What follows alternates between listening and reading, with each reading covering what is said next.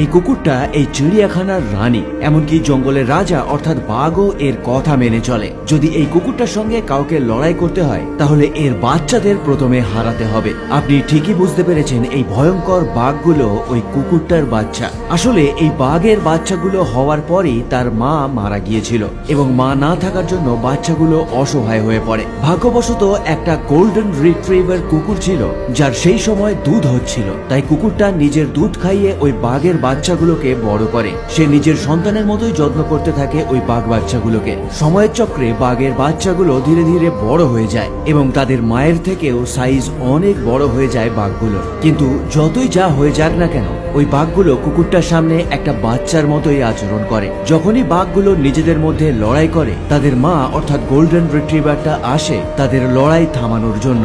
সুতরাং কুকুরটার কাছে বাঘগুলো যতই বড় হয়ে যাক না কেন, তারা তার বাচ্চা হিসেবেই থাকবে।